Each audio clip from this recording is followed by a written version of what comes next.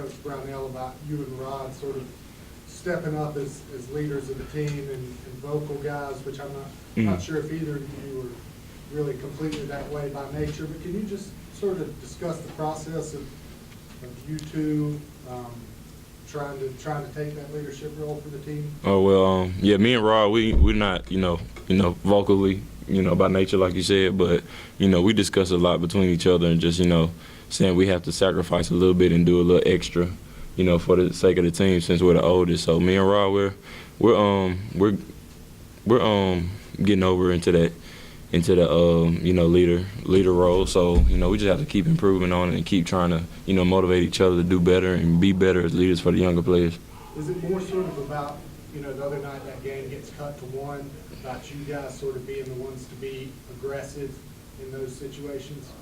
Yeah, well, we faced adversity. That was our point of adversity right there in the game, and we faced adversity before in practice.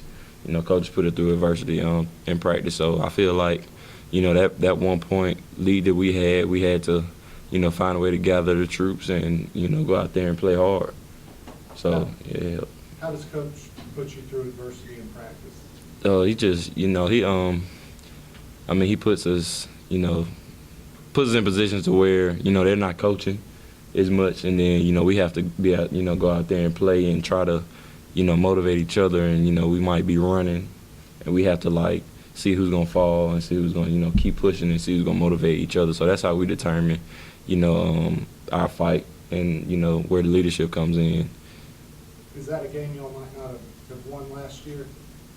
I feel like we would have won last year. I feel like we last year we had Bookmilk didn't play that game last year with us, but we had Book, and he provided a big presence for us, and he was a tough guy, period. So that automatically went over into me and Rod last year when we played them. So we just felt like without Book, we have to find a way to keep that same energy up and try to have a little bit more with our team and our young team and our flow.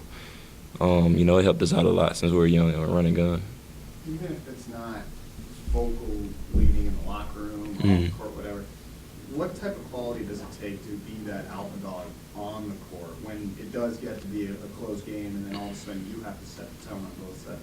Oh, well, just not being scared. I feel like you have to go out there and not be scared of anything, no matter who's on the court. So I feel like to establish myself, I have to go out there and make my presence known. So I feel like I did that, in that game, and I feel like I have to keep doing that to, have more, leaders come along. Is that the next step? Not just doing it on this night or that night, but having to be every single game? Having to come out with the right mentality every game. That's what's most important. Now I want the team to win, so I'll go out there and do whatever I have to do. How much of your development as a leader comes from some of the guys you were around this summer and some of the skills camps and things like that, and just kind of picking their brain and seeing how they operate? Oh, well, it helped out tremendously because I saw the discipline that they had for the game that they love. Them doing extra shooting before we even came in, and start working out, or after they were still shooting. Just the discipline they had was what I caught the most of. Just having being able to focus all the time on basketball, and if you love something, you're gonna go out there and do whatever you have to do to be the best. And I felt like me seeing Kevin Durant and LeBron do those things was a definite boost for me. I feel like I should do the same. When you're a sophomore, think back to last year, you have two seniors, is it just uncomfortable trying to lead? Just doesn't feel like it's your place to assert yourself in a manner?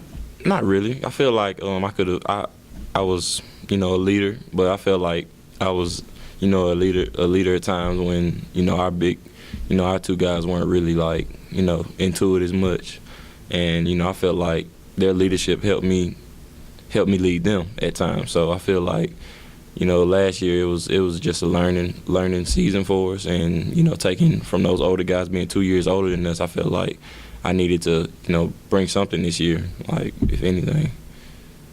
You obviously played really well on Sunday. After going back and watching film and sort of self-critiquing a little bit, Did you come away with anything different? Did you think you played better or worse than maybe the box score said?